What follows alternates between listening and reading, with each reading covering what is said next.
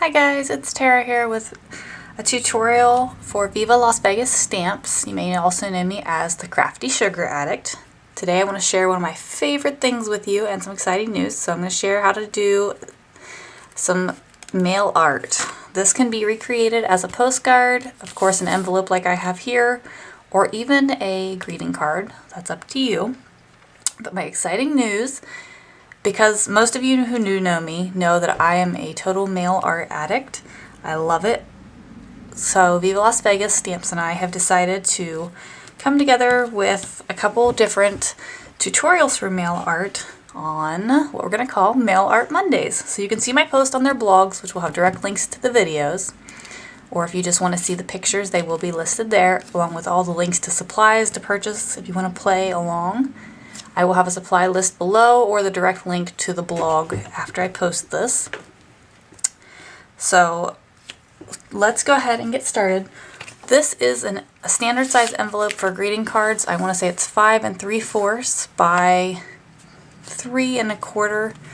I'm fairly certain. Hold on just a second. Got a cat that's trying to get into the video here.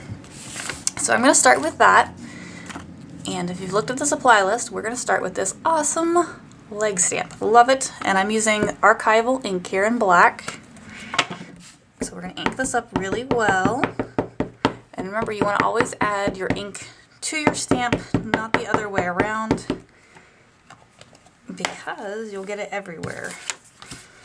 I'm going to turn this on its side. I don't want to stamp all the way to the far edge because you want to leave room for those butterfly wings. So I'm going to stamp it a little closer to the center.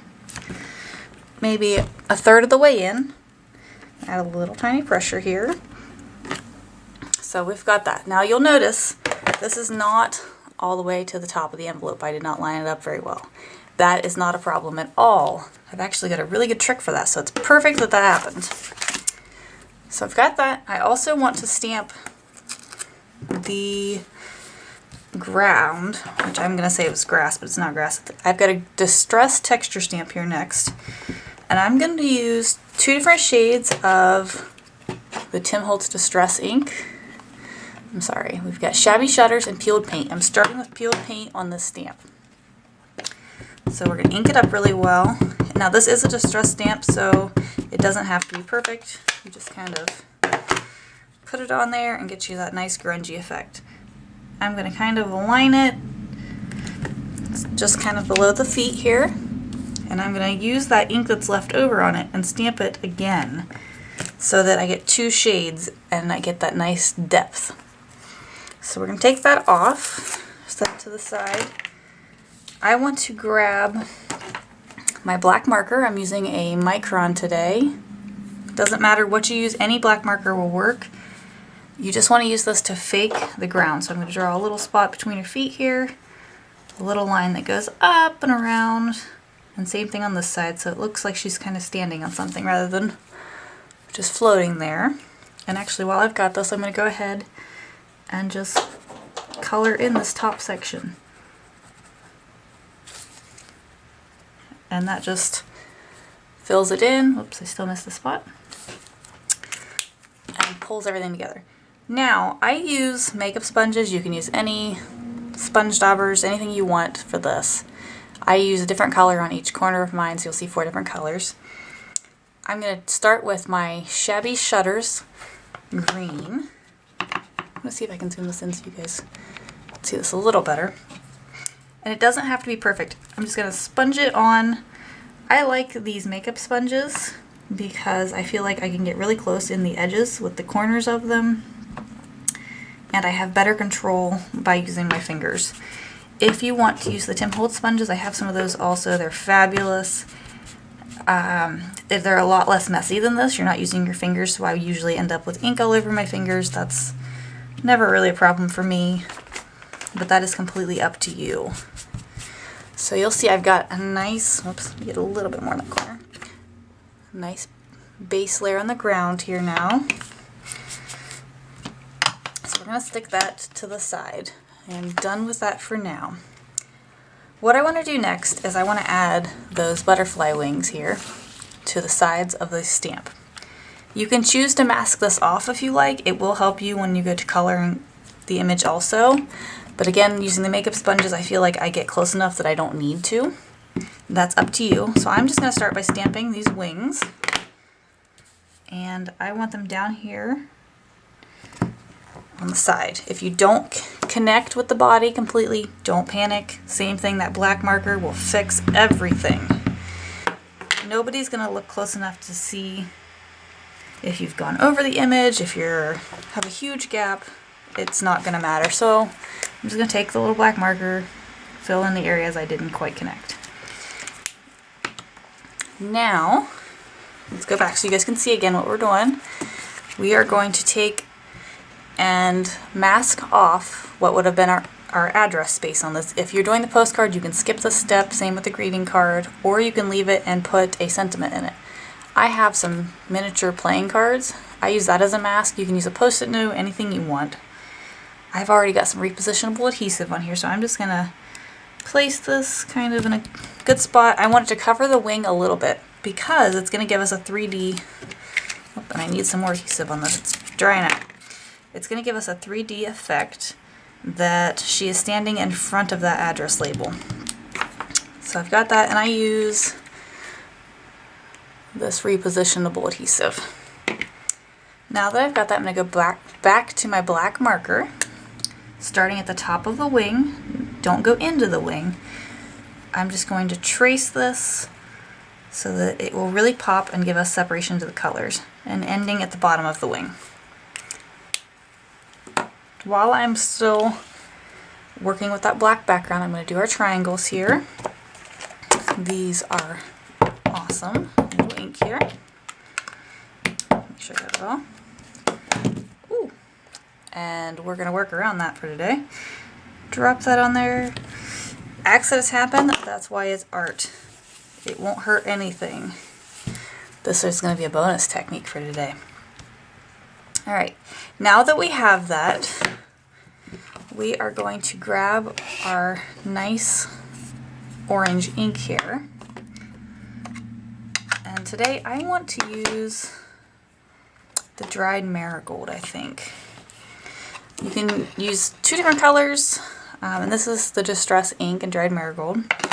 I've also done it with wild honey, so you can use either one. So I'm going to grab my sponge again, and you can go back and forth. So I'm just going to sponge on this color. I like the more orangey tone versus the yellow tone. It's up to you. You can also do yellow and orange. You can do yellow, any way you want. Don't worry if you go down into this grass a little bit, or the ground cover, I guess is what it more or less would be. I do use the corners of the sponge when I get close to these legs and the wings. It helps you to get close without going in. If you go over a little bit, it's not going to hurt anything. Same thing, just add a little up through here. Nobody's going to be inspecting this with a microscope, so be fun with it. Be kind of sporadic. It can go everywhere. That's where you're going to get the best techniques and the look on your images if you just have fun with it. If you worry every time, for example, a stamp drops on your image, you're going to end up tossing a lot of awesome artwork that most people wouldn't even realize is not supposed to be part of the art. We are our own worst critics, so don't panic. Alright, so we've got a nice base sponge layer on there. Now, I want to grab our dot stamp here. I'm going to stick that on a block. And we're going to stick some ink on here. Let's use the same thing, the dried marigold again. I'm just going to sporadically stamp this over our image, and you'll see that this is giving us some depth now. The background's starting to get a lot of nice layers in it. You might want to be careful not to stamp into your wings or your legs. It's not going to hurt anything if you do, but that white will pop a little bit more if it doesn't have all the extra color in it. So just ink up a little tiny bit. And this is where Mine are not mounted. If I want to use this unmounted, or if you have it on cling mount, you can fold it over your fingers like such, sponge it right in your ink, and you can roll that image into places you want. So there we go. We are going to take this. Now, we're going to go back, and this is mostly colored, you can see here. Now you no longer need the mask. So go ahead and take off your mask, rub off any of your repositionable adhesive, and you'll see that that image is popping forward already. I'm going to use this is a distress marker in Broken China, and I'm going to use that to color these wings. It'll really help them to pop. It's a nice color. You can use anything you want. If you want to stick this all monochromatic, say to everything in shades of oranges and reds, it's okay. Your ground doesn't have to be green. If you want to do this all in greens, go for it. So we're just going to kind of color this in. I will advise, if you're going to use alcohol-based markers, use Memento ink. Otherwise, your images will lose their crispness. So we've got that on there. Things are starting to really pop. I'm going to go back in and add a detail to tie this together, which will actually help where we drop this. On this card, you'll see that I left the tag coming out this way where the stitching is. I'm going to flip it so it kind of looks like it's adhered into this. So we're going to put our image over here. Normally I would not ink on top of my envelope in case I were to drop this ink pad, but just to show you which angle I'm going. Take it, I'm going to flip it to where that tag is going outwards and stick this over this direction. Alright, you can see there. So now I've got my pieces together. If you want to stitch all the way around the envelope, you can. That will look awesome as well. And you know what? Just for the excitement of it, I'm going to add a couple of these dots in black to see if we can help mask off where I dropped that. So we're just going to stick some on there. I'm getting ink everywhere, guys. Alright, so we've got a couple dots. Now one other thing I like to do, it's up to you, I have the Versamark marker, and I like to go along the edges of these legs, and what it does is it adds a little shadow to give them a little bit of a 3D effect. This is optional, you don't have to. If you have a pale gray marker, you can also do that. And see, it makes them look almost 3D, like they're popping forward. And since I've added these dots in black, I'm going to go and do something I didn't do in my original. I've got a white gel pen here. If I can get it to work. And we're just going to go around some of these dots. I think there we go. So my pen's not working very well. But you get the idea, it'll help them pop up. You can add highlights to your legs if you want. You can add highlights to the butterfly wings.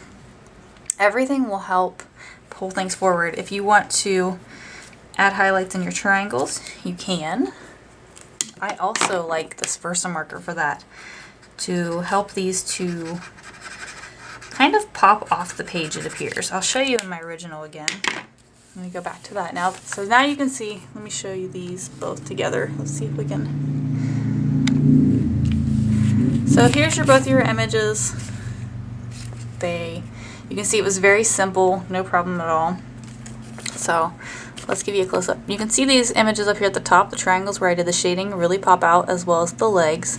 On my original, I did not add any extra.